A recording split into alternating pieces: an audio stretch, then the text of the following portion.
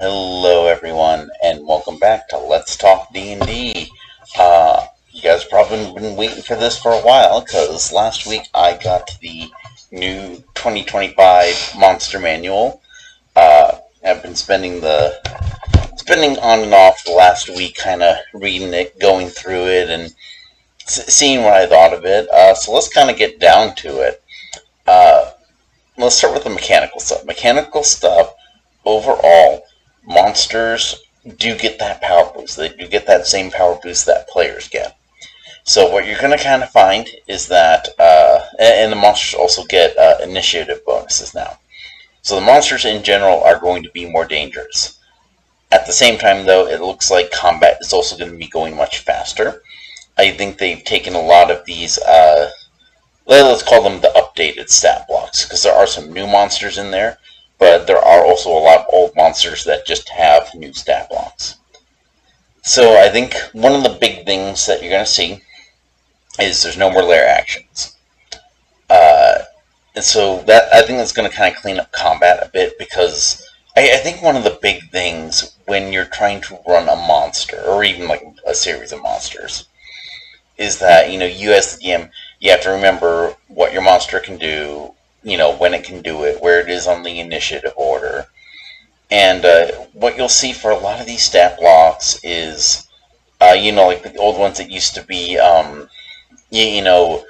the creature can do this, and then do this, and then, or it can do one of these things.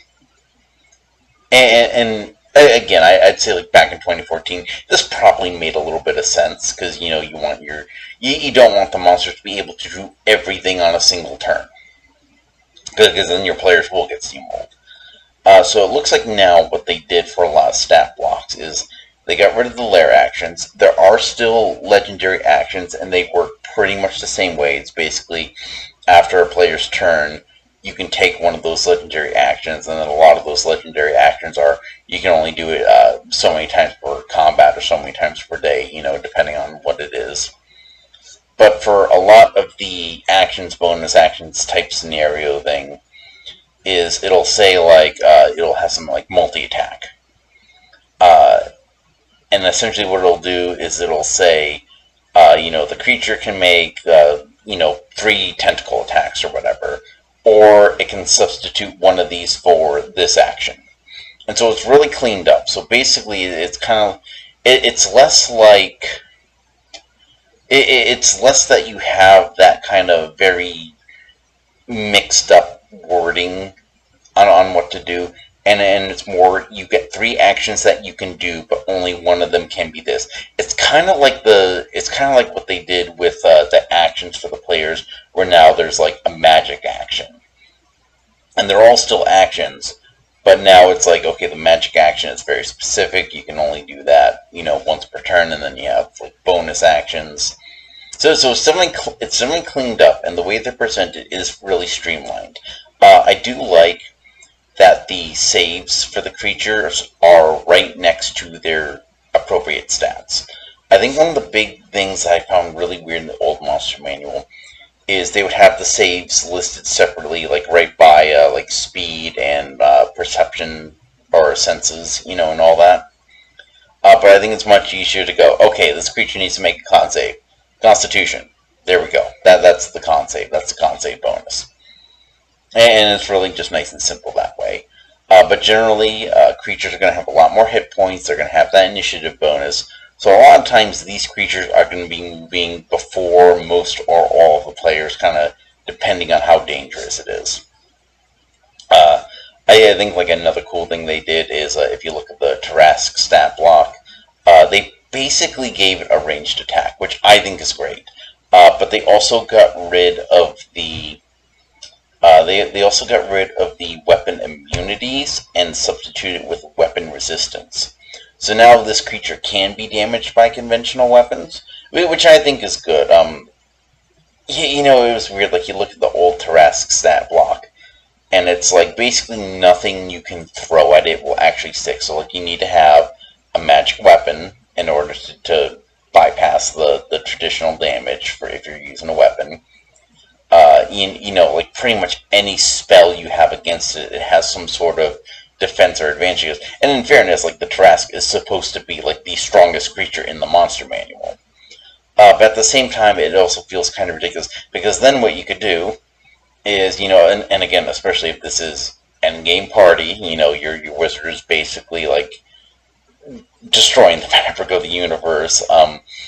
It's like, okay, well, I cast Fly on all the players. You fly above the Tarrasque, and then you can cast spells upon it, which is really almost the only thing you can really do unless you have, like, a magic bow or something. Which again, by the end game, like, players presumably have magic weapons, so they could probably do things like fly down 30 feet, hit the thing, fly back up 30 feet where they can't be hit. But now it has a 50-foot cone bellow that it can do to damage players, which I like, and that's something where that'd be really fun to reflavor, because the Tarrasque is basically just this giant creature. It's essentially a kaiju, and you could easily substitute that damage for anything else. Like, okay, so like instead, make it fire damage, make it necrotic damage, like give it basically change the type of damage to be whatever kind of like kaiju thing you want it to do, whether you wanted to have Godzilla breath, whether you wanted to have some sort of like electrical burst that it can do. And so I think that's really fun. Uh, so mechanically speaking, I think these monsters are where they need to be. I do want at some point to make a series where I kind of stress test the experience budget rules as they are written to see how well they are, like whether the hard encounter is actually hard or whether the hard encounter is actually normal and you need to make something harder, and kind of like switch that through the levels with a like fairly particular party.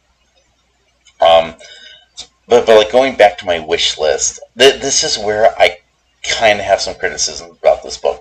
I think out of the three books, this one might be the weakest, and I say that, and I say that, recognizing this is still an overall good book. It does what it's meant to do, which is give monsters to put against the players that use the player's handbook to, fight against.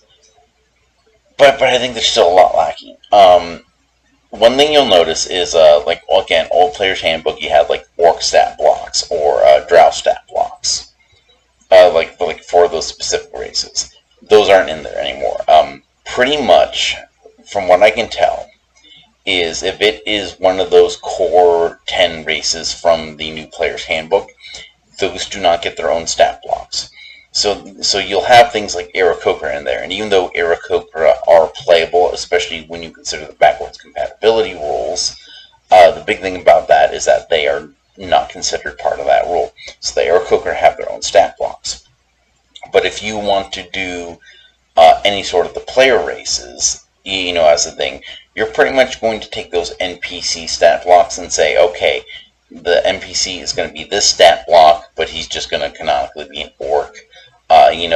It doesn't mean they get anything special. It just means that they are flavored as an orc.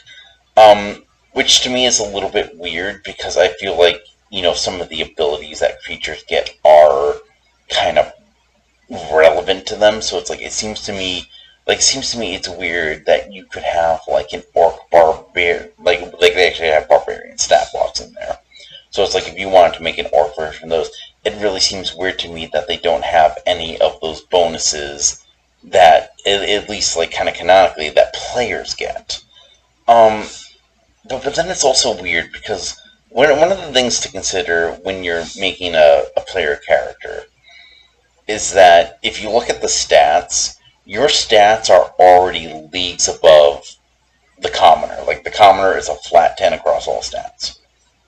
And to me that seems weird, because then again, you go to, like even any of the standard arrays for the characters there, it's, like that, like that fighter that you make with 17 strength, he's pretty much an Olympic athlete compared to the commoner.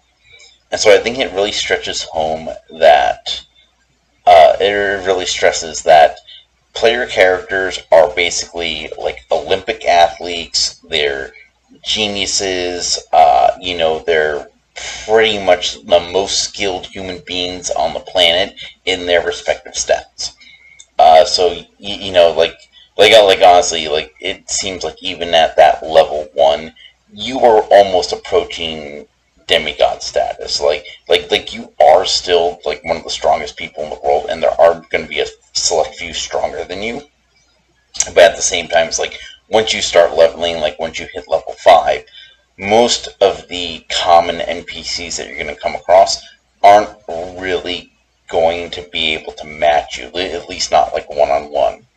In spellcasting notwithstanding, because obviously that's kind of a weirder thing, because you can't really compare that to anything in the real world, except maybe like being a scientist. It's like, okay, it's like, Stephen Hawking, like if he was in D&D, he'd be a wizard, because, he's a genius. Uh, but yeah, so, again, like to me, it's kind of weird. It's kind of weird, but I understand what they were going for. Because you don't want to make a... And again, this goes to how they're trying to change the format and the way we think of D&D.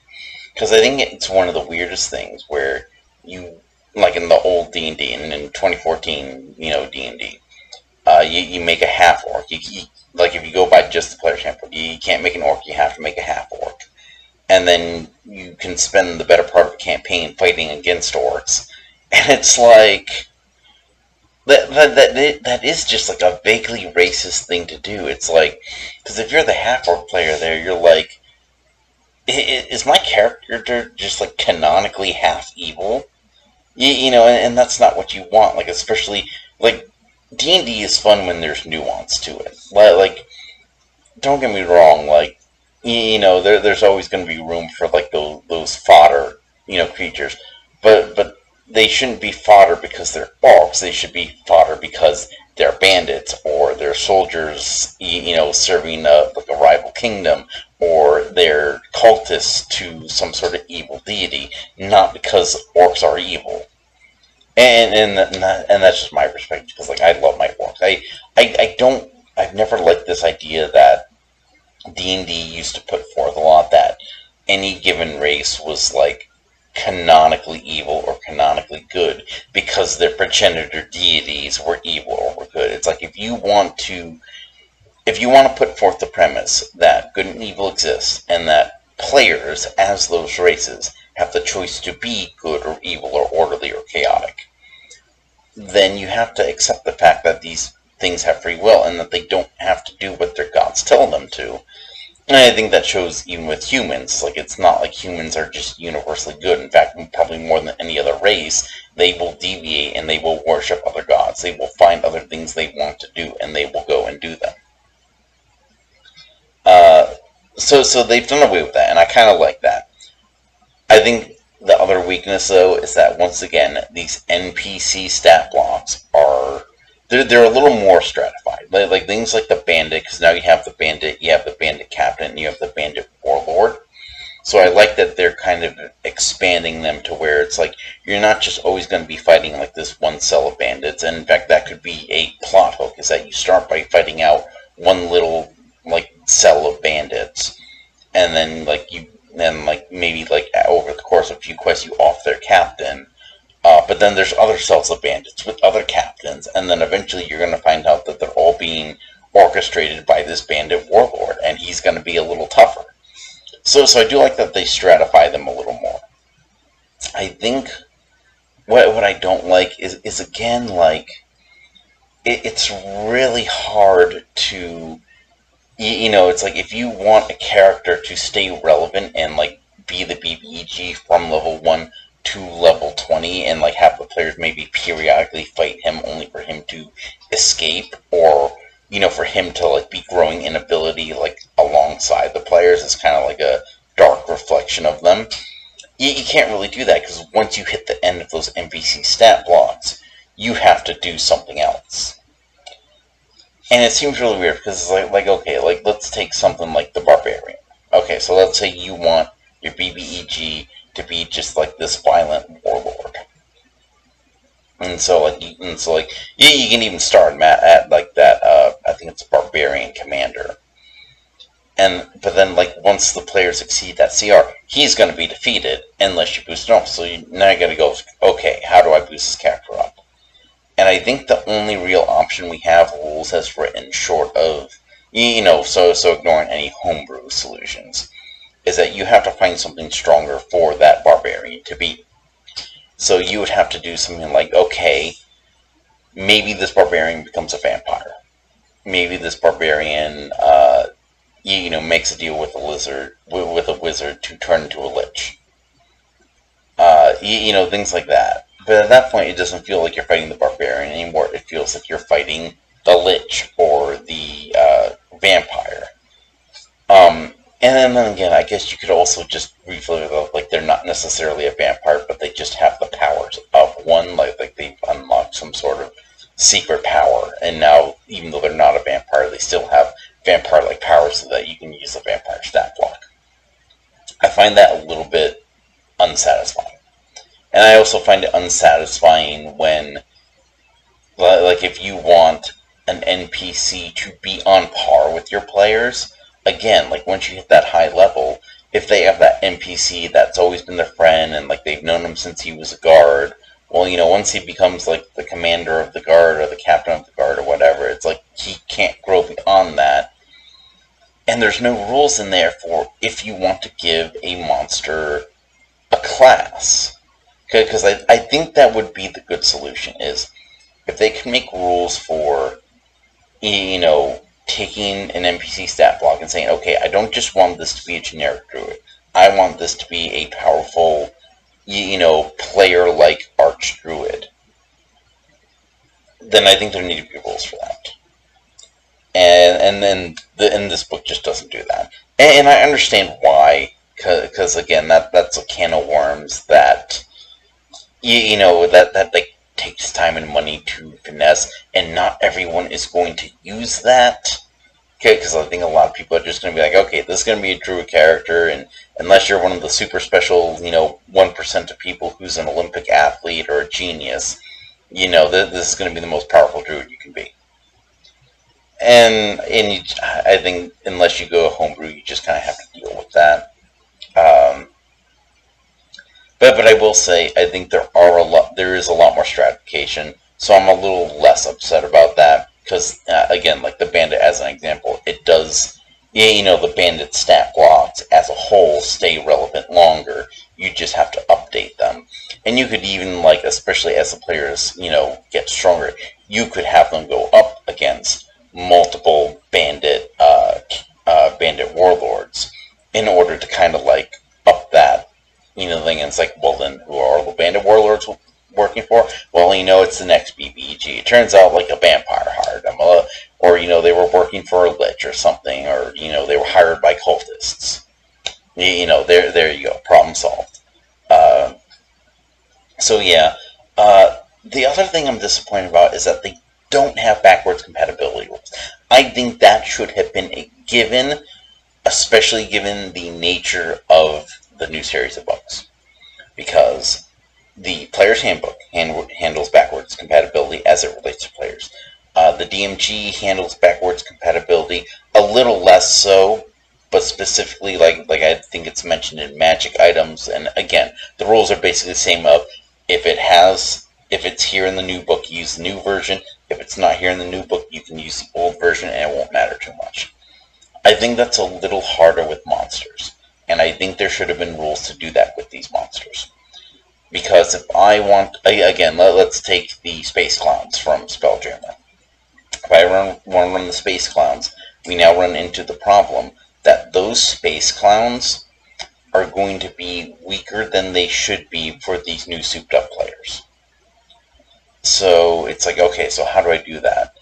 And the only thing you can really do is essentially homebrew. You can look at similar CR monsters, see how much their HP jumps from the old version to the new version, and then say, okay, this is roughly the CR. So we're going to go ahead and we're going to, and so like let's say let's say the Aircalker gets an extra 10% HP by comparison. I don't know if that's right. I'd have to check the stat blocks. But then you can go, okay, so at that same CR, the space clowns are going to go ahead and they're going to get an extra 10% HP. You can round that up and down. I don't think a single HP is going to matter too greatly. And then you can use the space clowns. Because again, I think a lot, like, the actions haven't changed a lot, but things like the HP and the initiative bonus are in there now, and so I think there should have been a way to backwards compatibility with that, especially because players don't always like to play Forgotten Realms. I think Spelljammer to me is one of the more interesting settings, along with Planescape, Eberron, all of them really popular settings. And I think it's kind of a shame that we don't have that backwards compatibility, even if it's just a cliff note saying, hey, consider this for your backwards compatibility if you want to use a monster from the old book. Because again, not all monsters are in this new book. There are a bunch of new ones. There have been some that have been taken out, like the orcs. I think most of the ones that have been taken out have been those like the drow, the orcs, because now these are playable races.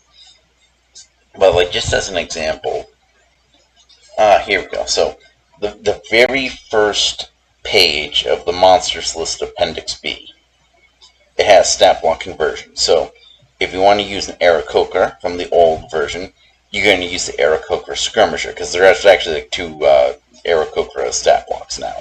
Same thing with Acolyte to Priest Acolyte, Adult Blue Dracolich to Dracolich, things like that. Yeah, so they just have a whole page. So if you know what you want from the old book, you can go on this page and see what you want from the new book. That's only for the monster manual. That is not for... So it's like Monsters of the Multiverse is now basically completely wiped. And Monsters of the Multiverse was a great book. It had a lot of cool monster stat blocks that were either from previous modules, previous books, and they were all collected there. So where it's like, okay, now you don't have to buy 50 books. You can buy the Monsters of the Multiverse, and it's basically going to give you a lot of the best monsters from there. The other thing I'm a little critical of it, and this is just because of the way I have gotten used to reading the monster manual in the old version, and I can see why they changed this, but it also just bothers me because I'm just not used to it.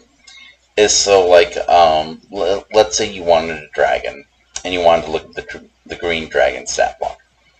In the old book, you would have to go to dragons, and they would basically be chromatic and metallic. And so then you go to the dragons, you go to the chromatic ones, and then from there it's alphabetical. So you would have green where G would be, but only in relation to dragons because they're all under D for dragons. That is kind of how I liked it, and I don't know if it's just because that's how I've always had the monster manual. The monster manual has always been that for me. And for me, it's like if I want to look up dragons, okay, sometimes I like to compare the dragons. Be like, okay, maybe I want to do bronze instead of a brass dragon, for example. And so I'm like, okay, well now I can go to the 2-3 pages where you have the stat blocks and just go, okay, so this one has this one has this one does this one does this one likes to collect these, this one likes to collect those. And it was really nice because I could then have those all right there. In the new player's handbook, what it is everything is alphabetical. So if you want a green dragon, you have to go to G for green dragon, and then that's going to have the green dragon wormling, the young green dragon, the adult green dragon, the ancient green dragon, as an example. So to me, that is just a little bit weird. Again, I really just don't know if it's because I've gotten so used to the old version that now the change has upset me. But at the same time, I will say the flip side to that is if you go to the back of the book, they do have the monster lists organized by different things. So for example, if you want to look at creatures by type, you could go to dragons, and the types are alphabetical. So you could go dragons, it has all the dragons, and so then you can go to each dragon stat block and go, okay, this is a dragon, this is a dragon. Which is pretty obvious because all the dragon stat blocks are labeled X dragon. So, but at the same time, it's also things where it's like, okay, sometimes I'm like, I want to, like, some that have the BBG in mind. Like, okay, I want the BBG to be an aboleth for this particular stretch of the campaign. And it's like, okay, aboleths are aberrations, so maybe I can throw in some other aberrations as minions. So now instead of flipping through the book and having to be like, okay, is this an aberration? Is this an aberration? Is this an aberration? I can just now go to the back, go aberrations, and it gives me a whole list. And then you can even cross-reference that with the list by challenge rating. So, I can go, okay, my players need a CR3, some CR3 minions to fight. So it's like, okay, go CR3 minions, aberrations, cross-reference, and be like, okay, here are the ones that are aberrations. And for players who have been playing a long time, some of these will be just very obvious. Like it's going to be obvious what is an aberration and what's not a lot of the time, because we're used to it. Like I know an aboleth is an aberration. But if you're a new DM, you're not necessarily going to know that. And in fact, if you've never played D&D before in your life, never watched a video about D&D, never seen a campaign played on YouTube, you're probably not going to know what an aboleth is. So it is good that they have it organized like that. Just to me, it's like I liked having them organized like that in the book, especially with the, okay, D for dragons, it's all there.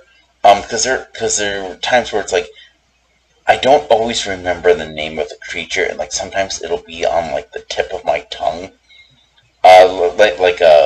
Like Demi-Lich and Flame Skulls are ones that in my head I always I always mix them up, because again that artwork is just the skull. Like one's just a flaming skull and one's a skull with eyes, and like especially before I really knew the nuances between those, I was always going, was I thinking of the Flame Skull for that lore, or was I thinking of the Demi-Lich?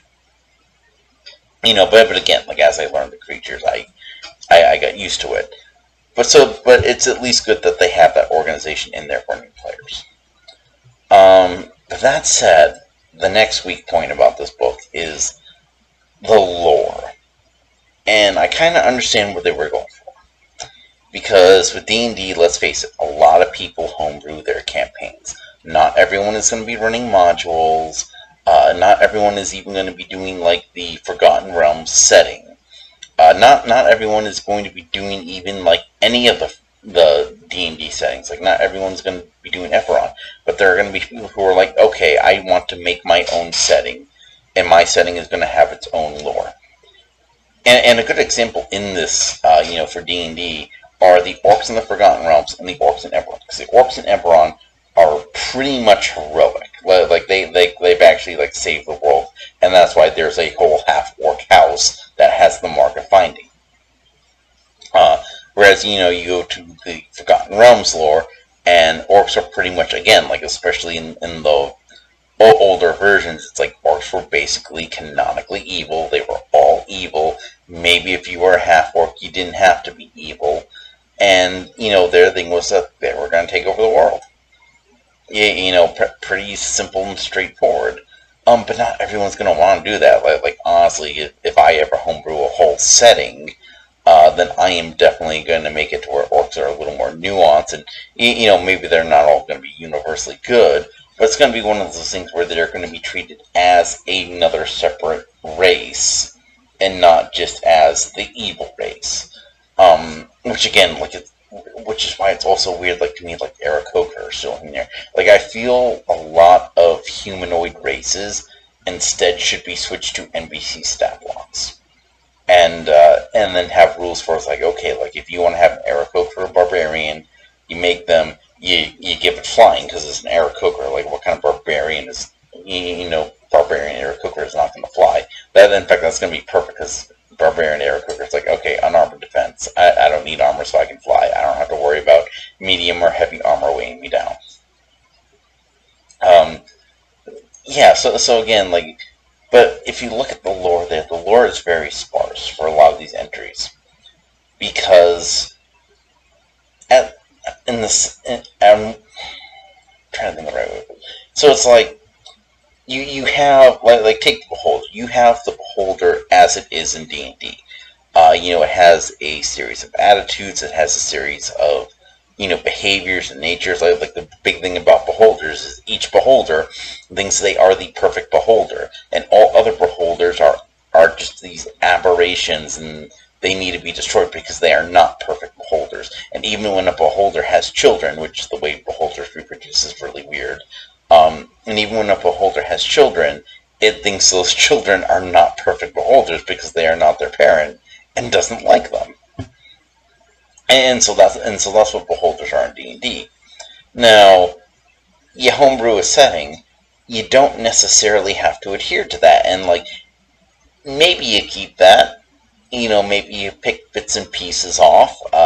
It all depends on what you want to do. But your idea of beholder could be less like a Forgotten Realms beholder and more like Lord Luigi from Spelljammer. Because again, sometimes it's boring just to have beholders be what a beholder is. You want to explore these things some more. And so it looks like Wizards of the Coast is kind of shifting to where a lot of these lore entries are very generic. They will give general behaviors, something like the Archhag, which is a new creature. Like the new Archhag, it's in order to destroy it, it has to have its weakness present, which can be anything from an object, a mirror. One of the examples they give is the world's worst pun. So you have to have the world's worst pun present. How would that work? I have no clue whatsoever. But that's the fun of being a DM, is you figure out how that is going to work. But you don't necessarily need to adhere to that. And at the same time, a lot of these things are things where it's it's upsets the hag. It's something from their past life, or it's something that attacks their vanity. But you don't need that. It could be anything. It doesn't have to be one of those things. And so it's they want it to be open for the interpretation of the DM, but they still want to give you that baseline of okay, here is what makes this creature. And you can't really have it both ways, because you can either establish a bunch of lore for a creature and then have players ignore it anyway, which again at that point feels like wasted effort. It's some guy somewhere, it's I wrote a 4-page entry for the Archhag, and they used 3 paragraphs. Or you write the 3-page entry for the Archhag, and then it's players just yeah, I don't need this. So I get it, because they want these things to be what the DMs want them to be, and they don't want a new DM to go in and be I have to follow this lore. Because that was a big thing when I started D&D. My first experience with D&D, it was horrible. I don't think it was explained well to me. It was explained to me by my roommate. But as I am reading, because the way it was described to me is okay, this is a lot like Lord of the Rings. So again, Lord of the Rings, orcs are just canonically allied with evil. There's the whole Tolkien dilemma when it comes to orcs. So even as you're reading it, it's orcs are canonically evil, and even then, this is why you had to by the rules, by the rules, not necessarily by homebrew. You had to play a half orc. You could not play a whole orc. But and then even then, I think even later in that edition, they add orcs as a playable race, and then of course, even with the 2014 D&D, eventually they did a Volo's Guide to Monsters, where if you want to play an orc, or you want to play goblin, or you want to play hobgoblin, they would go, here's how you play these races. Which again is weird, because the orcs are canonically evil. But the whole time I was playing, I'm again, because I'm looking at the orcs. I was into orcs around that time, and it's the orcs are it basically kept saying orcs are evil, orcs are the bad guys. So I would get to character creation, and I was wondering if I even wanted to play a half orc. But then I'm reading, it's okay, half orcs can be non-evil. They can break free of the evil somehow. Whatever. I understand, but at the same time, I don't understand. And then this is why I also find it funny when people push back. I did find this one video, and it was basically like orcs are supposed to be canonically evil, and like they go back to like like third edition, fourth edition, like all these older things, and it's all about how like every entry about how orcs are irredeemably evil, and to me that is boring. It is boring to have characters and races without nuance. Like one of the reasons I love Warcraft 3 so much, like Warcraft 3 was my first entry into Warcraft, and it's why I ended up, playing as the Horde. It's because you had the orcs, and yeah, the orcs were the bad guys in the first two, the first two Warcraft games. But then it's like they open it up. It's like, well, the orcs weren't always like this, and there's a greater evil at work here, and they basically had their culture stripped from them, and then they were made to be slaves, and they're basically being put in, for lack of a better term, concentration camps. And it's like, yeah, like if you swapped orcs and humans in that canon, it would still be interesting, because imagine humans having their whole culture stripped from them, and then they're being forced by these orcs who again, like in canon, they have, wrong, even if it was at the behest of an evil influence. And it's interesting because now you have like humans and orcs, and of course the whole point of Warcraft 3 is that by the end, these very disparate alliances of creatures, because you have the Horde and you have the orcs and the Tauren and and then you had the night elves, who were like completely new to any of the other races, and then you had the humans and the dwarves, who were trying to basically save the world, like they've always been trying to save the world, and now they have to bury that hatchet and work together to defeat this evil that has wronged all of them. So again, like sorry to go on. I swear to God, it's like someone should start a counter. It's like Zakrio's orc rants, Bing. But yeah, so it's one of those things where it always just strikes me as weird, because on the one hand it's like, yeah, sometimes you do want lore, because especially for like the Beholder, because the Beholder is like an original D&D thing, like it's not in any sort of folklore, so it's not like you have anything else to pull from other than D&D and your own imagination. But at the same time, it's like, do we really need lore for orcs when orcs have been part of the popular culture since Lord of the Rings? Do we really need lore for goblins, because goblins have been part of popular culture since Lord of the Rings? Do we really need lore for giants, because giants have been part of the lore since Norse mythology was, pagan Norse mythology was actively worshipped in widespread? Yeah, so I mean, it's nice because on the one hand, I do like the lore. I do like reading about the lore. Honestly, for me, I would almost rather have like a small book that says, here's how you make a creature in D&D, here's how you determine how strong it's going to be, and here's how you determine what level it should be at, and just have that. And then I would love it if like Wizards just put out lore books. Like, here's a book of orc lore, like for our canon, or like orc lore across the multiverse, or dragon lore across the multiverse, or things like that. Because that to me is interesting. One of the things is like I went through this book and I largely just looked at the stat blocks because the lore was very sparse, and a lot of it was either stuff I knew, like Beholder reproduction, the fact that they think they're perfect, or it was things that just weren't interesting, like the bandits. Like, yeah, everyone knows what a bandit is. You don't need lore for a bandit. Even Eric Coker, you could write pages and pages about, because how would a bird person culture look like? And instead they get like a small paragraph about what they are, and it's like, yeah, Eric Coker are bird people. They're done. So it summed it up. And then it was just like, this like a light thing about the skirmisher and what they do, and then I think it's like a wind elementalist, Eric Coker and what they do. It's like, I didn't need those two paragraphs. I can figure out what an elementalist does. I'm more interested, like just take Eric Coker in general. What does an Eric Coker barbarian look like? Like what kind of barbarian would an Eric Coker be? Right away I'm thinking unarmored defense. Like, okay, like Aarakocra want to fly, so they are going to eschew anything that has to do with medium or heavy armor. But they can still be those things. So, like, an Aarakocra paladin is going to be a Dex paladin. Because if you're not a Dex paladin, you want heavy armor. And if you wear heavy armor, you can't fly. And so why would an Aarakocra, whose whole thing is, I am a bird person who flies, want to not fly? You would want to make a Dex Aarakocra paladin. You would want to make a Dexterity Aarakocra fighter.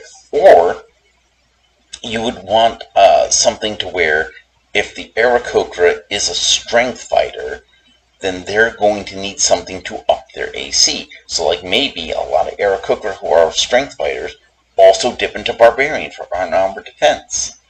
Aarakocra, Aarakocra monks, I immediately think Avatar: The Last Airbender. Their whole thing is that they fly, like imagine being able to like do like the airbender things where like they're moving around, they're using gusts of wind to like not just fly but to propel and maneuver themselves, especially with flying, their ability to like fly in, land a couple punches, dash away. Rogues would be the same way. Like an Aarakocra rogue would definitely be just like this hit and run master. Aarakocra druids, they're not going to wear the medium armor, they're going to wear the light armor. But as a result, I'm willing to bet that they're going to rely on like wild shaping more, because they don't have that armor to protect them while they're spellcasting. Or they would have to, or again, they would have to find another way to make up for that. Aarakocra will probably make great wizards because they don't even need the fly spell for themselves. They need fly for, all their allies. But it's one of those things where now you are this creature that can fly. You have a fly speed, and you can go above everyone else and start, laying down magic missiles and fireballs and everything. And you can do that from the air. But of course, none of that is in there because they're not interested in Aarakocra culture. They're not interested in Aarakocra as it pertains to classes. They're interested in, what are Aarakocra? Aarakocra are bird people. Okay, here are the 2 stat blocks for Aarakocra bird people. And like, okay, fine, like I got what I need out of that, but it's not where the fun is. It's not where the meat is. Wizards of the Coast, give me the meat. Give me the lore. And maybe that's something where, like, maybe they could start using that to, like, sell their modules more. So instead of, like have this thing where it's, like, for the lore, you can sprinkle that in there. So, like, you could have a module, and, like, maybe part of that module is, like, you have to go to this tribe of Aarakocra. And, like, part of it is, like, you have to be among the tribe. Here are some ideas of how that tribe operates or what their attitudes are. But no, there's, like, almost no lore in there. And it's very disappointing. No instructions on how to build your own stat blocks in general. Like, forget the backwards compatibility. If you want to homebrew your own monster, you are on your own. You have to either look up third-party stuff, like Dungeon Dudes even mentioned in their video covering this. It's like, yeah, they've done videos about how to make monsters, but it shouldn't be up to the Dungeon Dudes to teach people how to make monsters. It should be up to Wizards of the Coast to teach people how to make monsters. But again, like, I think probably the attitude of Wizards of the Coast is, we don't want people making their own monsters because we want them to come to us for the monster books. And that's really disappointing. I think that's really disappointing. And, like, I understand it because on the one hand, it's like if I were a company, I don't want someone making shit for my books for free. Or shit for my game for free. But at the same time, it's like one of the most dangerous things about D&D is that you really don't even need the books.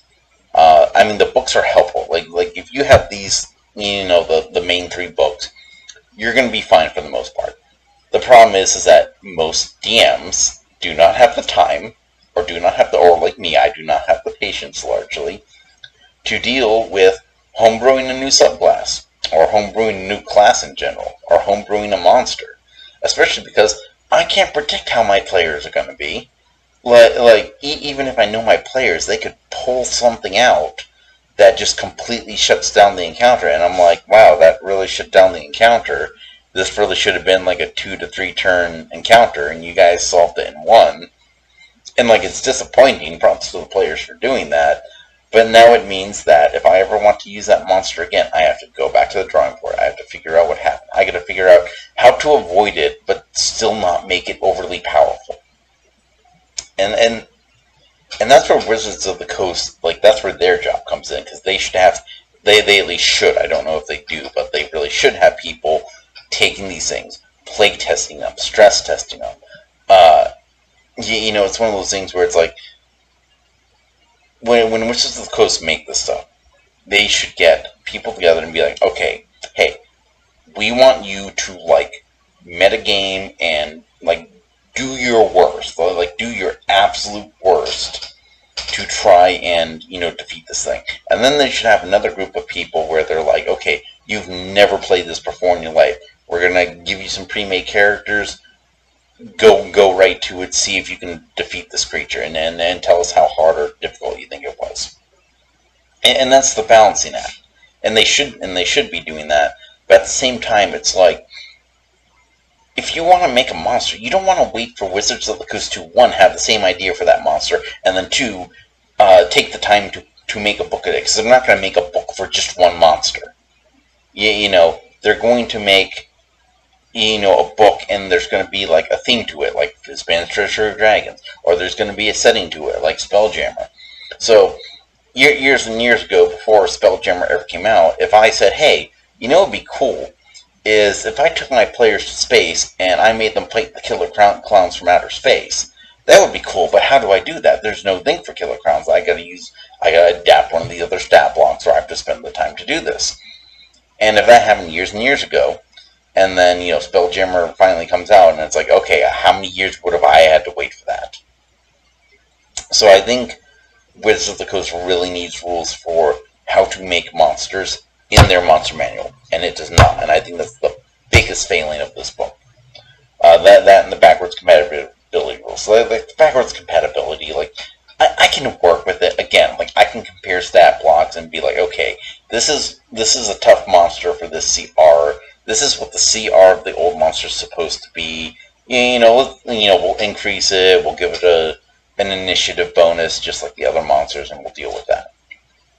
But being able to not homebrew, or at least even have, like, those vague, like, at least a vague guideline would have been nice. Like, but I really wish it was like, it's something to where, like, okay, if you want to make a CR of this, of this rating, then your creature should be doing, like, start with 0 CR and be like, okay, for each attack this creature can make in a turn, add a CR to it.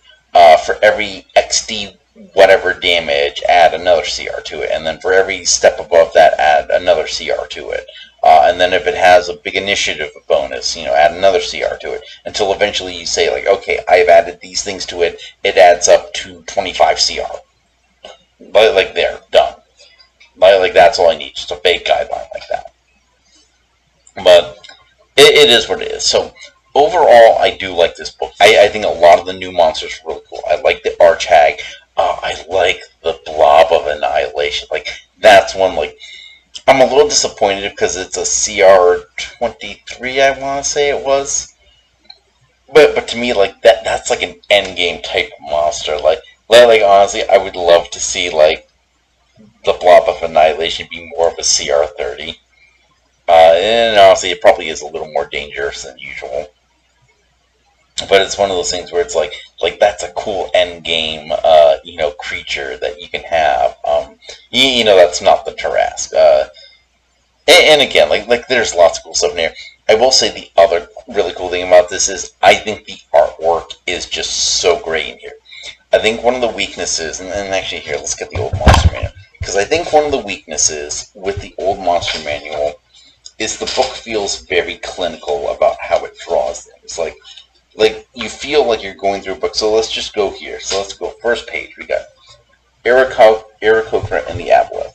You can see that they are just kind of very clinical. It's, them standing there. And it gives you a good idea of their anatomy. But it feels more like, honestly, it feels like a scientist went out into the world of Dungeons and Dragons and was like, I'm going to draw an Aboleth. I'm going to draw an Aarakocra. and so it feels less like you understand how these things like should feel, and more like you understand what they look like. And I think those are both important things to have because you want to know what they look like, but you also want to get a feel for them. So now switch that to, let's go ahead and we'll open to the same page. I think they're even right back to back again. Yeah, here we go. So Aarakocra and Aboleth right there. So I think that is so much. It's cooler artwork. You kind of see them in the environment. Like again, you don't need to ask much for the Aarakocra because the Aarakocra they are bird people. It is hard to say, hey, these are bird people and not have an idea what they are. And they even expand a lot on the Aarakocra just in terms of like the visuals. Because if you look at the old lore, Aarakocra basically came in like two varieties. They were either kind of like hawks or eagles or other birds of prey, or they were parrots. But even here they say like, oh, they could also be hummingbirds or condors or archaeopteryxes, which is cool. Like honestly, that was the big lore increase to Aarakocra, but I can guarantee you people have done that before. In fact, I think it's TFS at the table had Aarakocra, and they had Aarakocra that were seagulls, because, they were in a high sea campaign. So, it's nothing that DMs haven't homebrewed before. But the artwork, which I want to focus on right now, I'm getting a little sidetracked again. But I think the artwork is really good, because that Aboleth looked like something dangerous. It didn't look like, something you fished out of a war. It looked like something dangerous. And I think that's another thing that the new book does a lot well, is it gives you a good idea of scale. Because if you had drawn the Blob of Annihilation, like sure, you can look at the stat block and say, oh, this is a, gargantuan creature, this is a large creature, this is a small creature. But you just see the Blob as it is and nothing else. It doesn't give you like a size and a scope. But that, in fact, I'm going to show you guys the Blob of Annihilation, because the Blob of Annihilation is really good. But for the Blob of Annihilation, it's like, oh, actually, here, hold on, I want to show you the boulder first. Oh, hold on. Get a little light there. Yeah, see, like that is cool. Like, you get an idea of how big this beholder is and how terrifying it is as it shoots rays. But back to the Blob of Annihilation, yeah, it's like, I'm sorry, it's such a good artwork. Here we go. Look at that Blob of Annihilation. Like, you see it consuming a town. Like that, again, like this looks like an endgame threat. And at a CR, what was CR for it? Oh, CR 23, I was right. Yeah, so like that is a cool endgame threat. Like if you show this picture to the players and you're like, this is what you're fighting, they're going to be awestruck. And I love I love the redesign of the Blink Dog. I love that so much. The Blink Dog in the old book looks so horrible. It doesn't look like a dog. It looks, like honestly, it looks like an evil creature. Hold on, I'm going to look this up here. Yeah, so here's the old picture of the Blink Dog. And this is a thing that is supposed to be lawful good.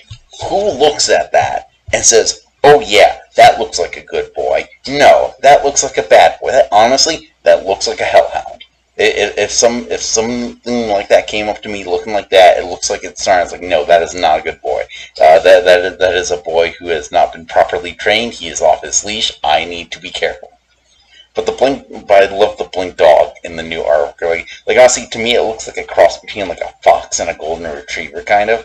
But he looks like a good boy. He looks like a lawful good boy. Blink Dogs are the best lawful good boys, and I love it now. So yeah, artwork much improved, and again, like that's why this is important, because it gives you an idea not just of how these creatures look and not just what their size is, but how they feel. Like you should have that vibe when the creature comes. And this is where like all the DM description comes in. It's like if a DM has to describe something, like it's like okay, they have to describe a gargantuan blob. It's like okay, well, what does that look like? And a new DM might not know how to really describe that. So like, oh, well, it's a gargantuan sized blob. But you see that ooze of annihilation picture, and like immediately in your head, it's like you're like, this thing rises up and like splatters on the town, crushing houses that dissolve under it.